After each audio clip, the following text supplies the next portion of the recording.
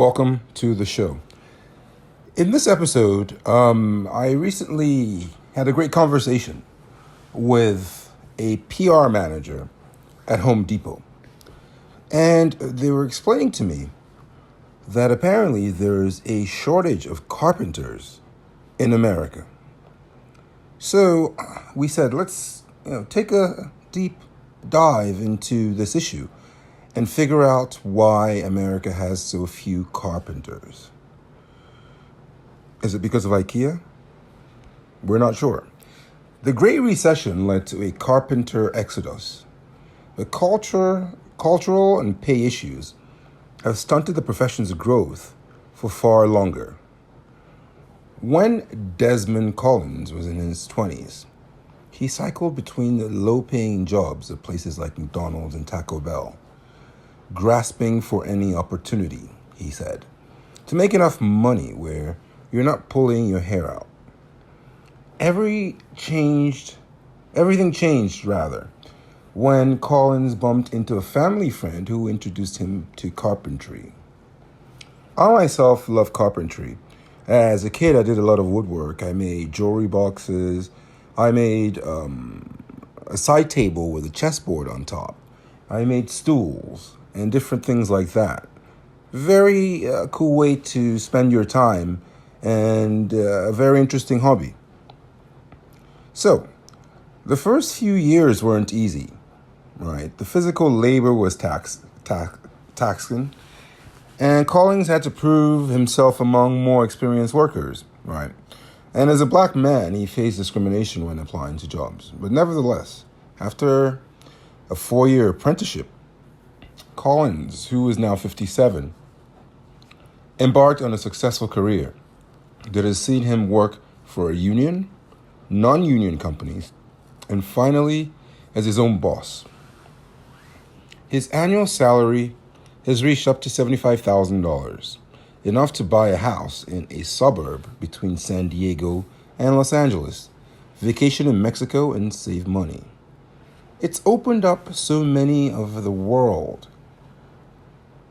and so many possibilities for me that it totally changed my life, Collins said.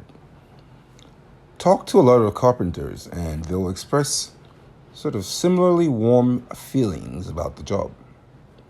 It's the rare profession that doesn't require an expensive education, yet offers decent pay.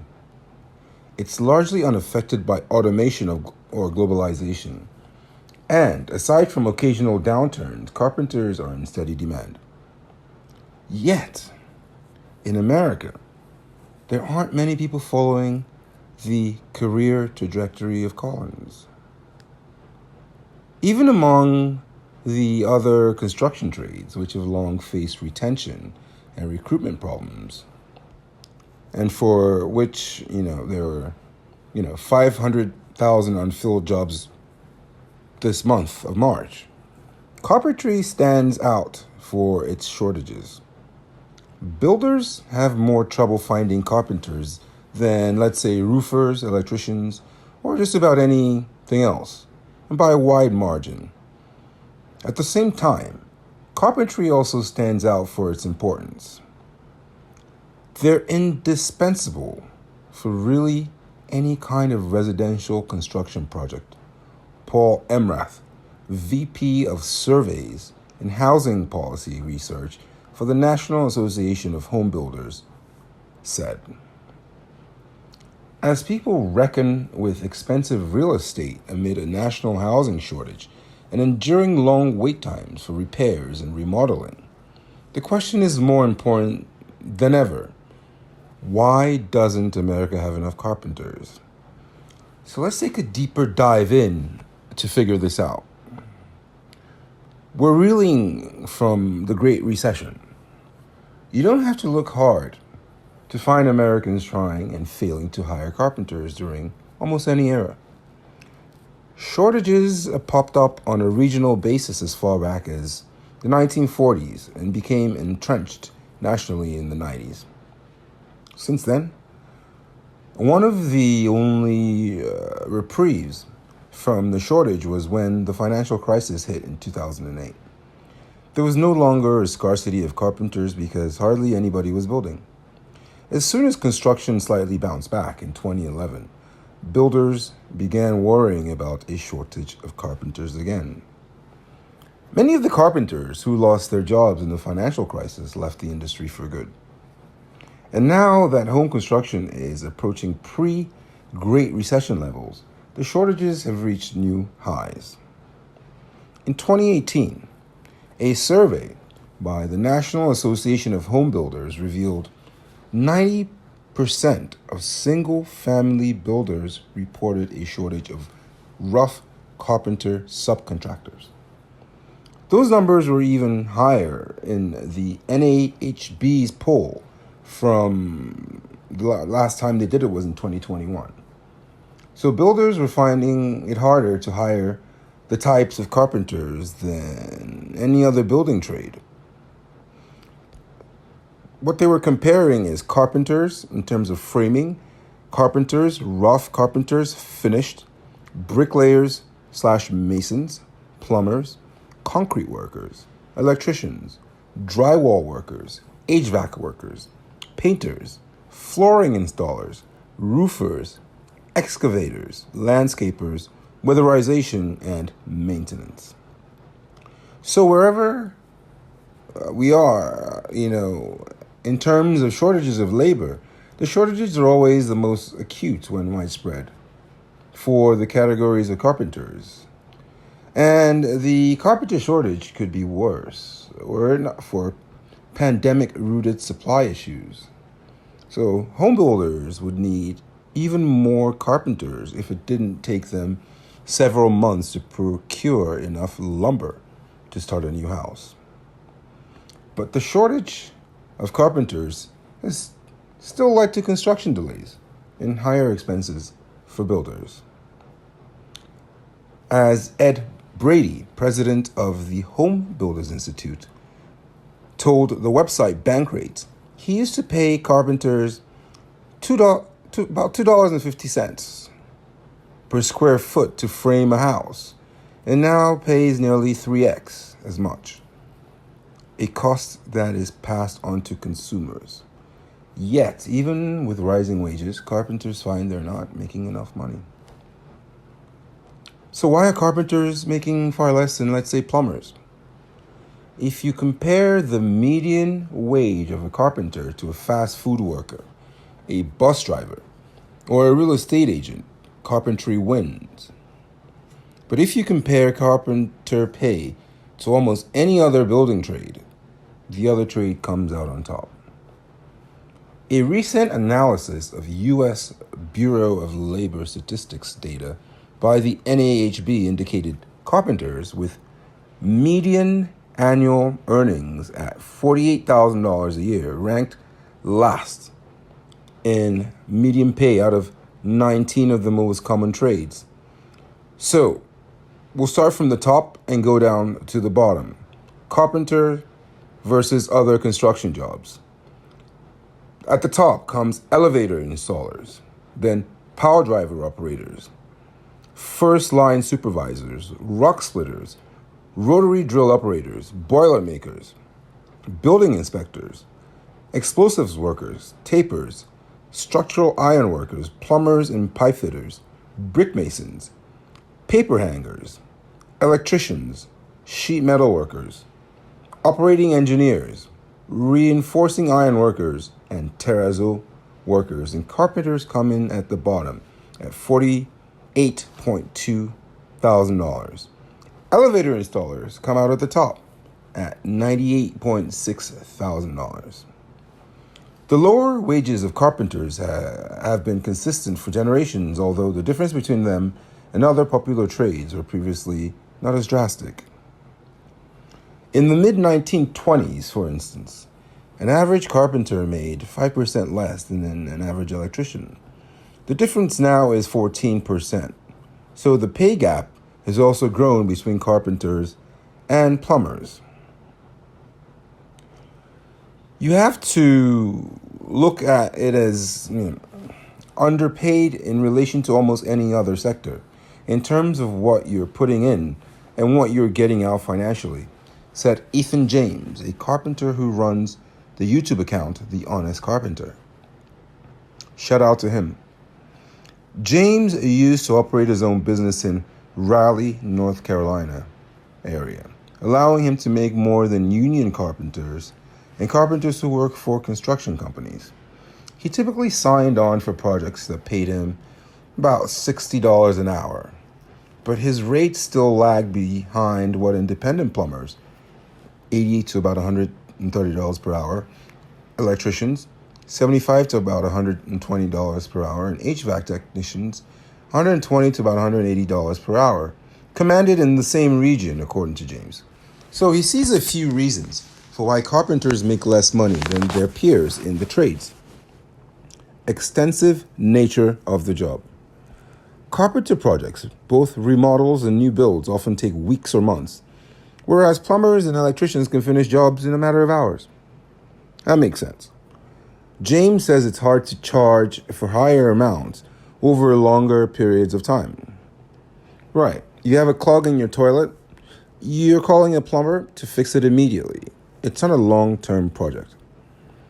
Lower barrier to entry. Carpenters do not have to go through an extensive licensing process in most states, as electricians and plumbers do. So in Raleigh, James says anybody can buy a tool belt and call themselves a carpenter. But despite that lower barrier to entry, carpenters still have to pick up skills that are as difficult to master as those required in higher paying trades, while risking injury. Knee pain led to James stopping his carpenter business to focus on his popular YouTube channel. Collins also recently stopped working because of injuries.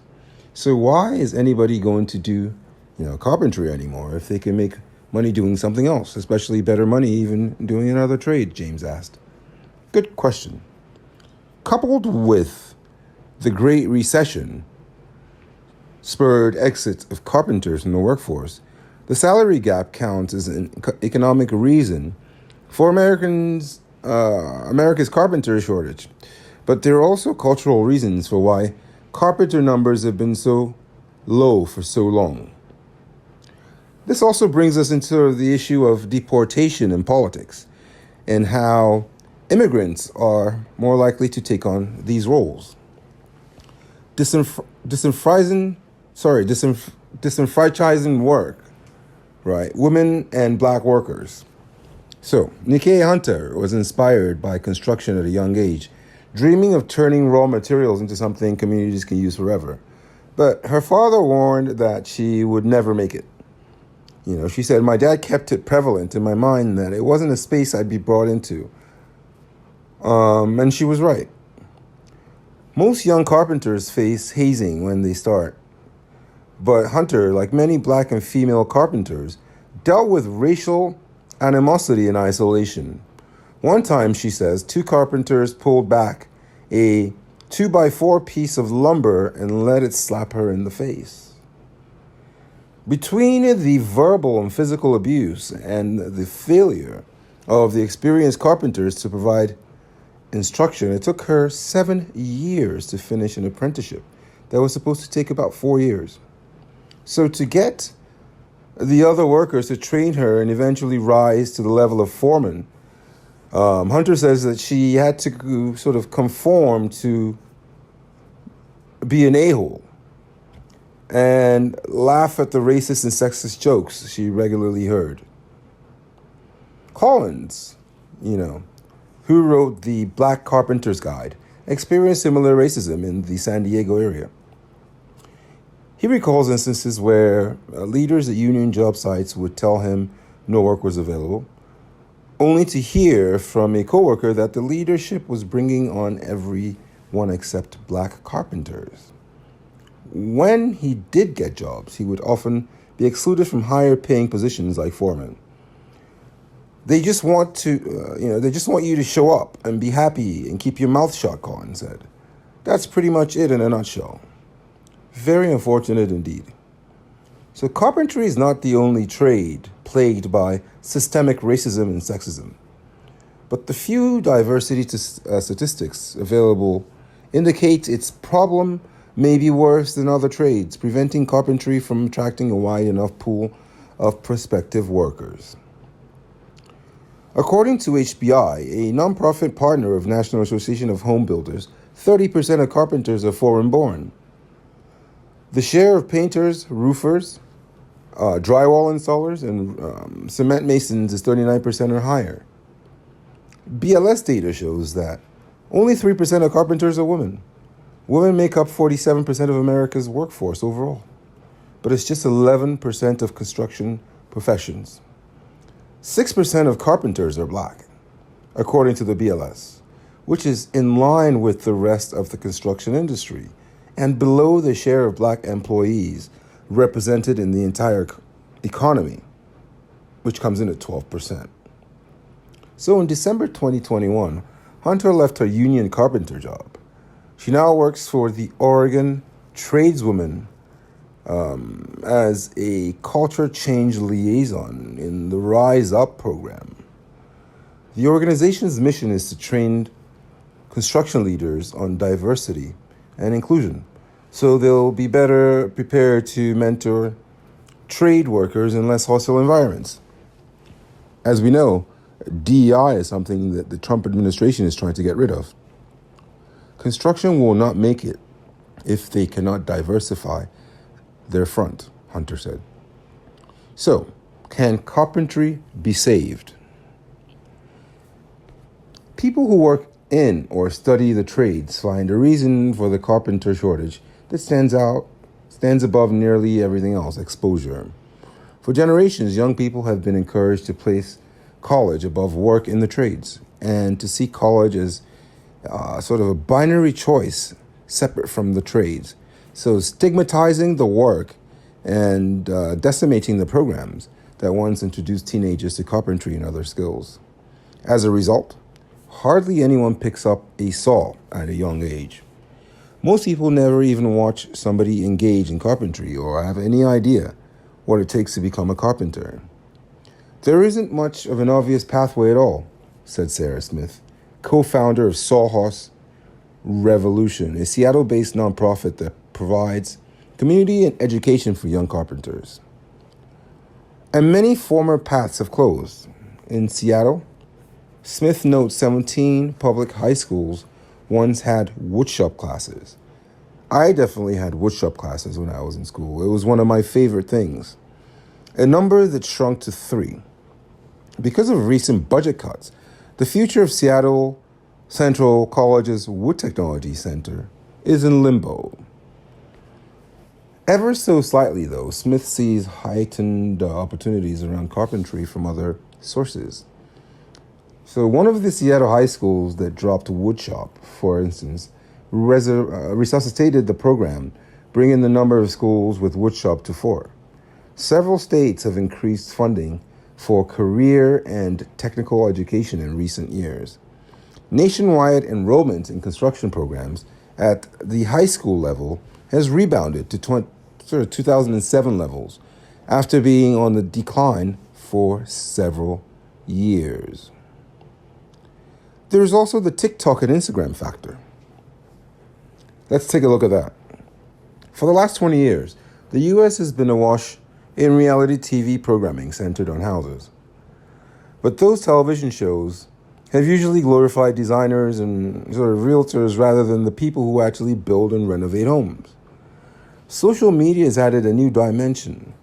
Instead of sticking to quick before and after characterizations, like on TV, carpenter influencers reveal the nuances of their trade, showing viewers the actual work it takes to create something.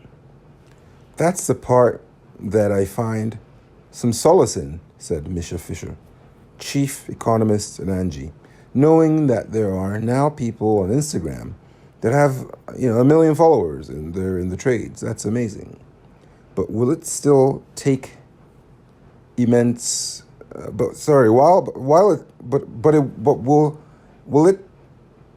will still take immense work for the cultural and macroeconomic trends that have created Americans' carpenter shortage to be reversed.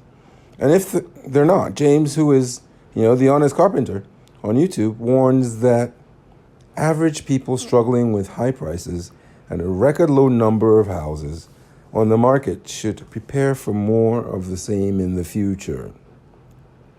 A lot of it is, it's going to land on homeowners and consumers, he said. They're just not going to be able to get anything done. And they're just going to pay exorbitant rates. Very interesting. That brings us to the end of this episode. Make sure you subscribe to the channel. Hit the like to let us know the type of content you enjoy, and we'll bring you more of that. Head over to buymeacoffee.com/SamsonKing to make a small donation. And as always, thanks for stopping by, and we'll see you next time.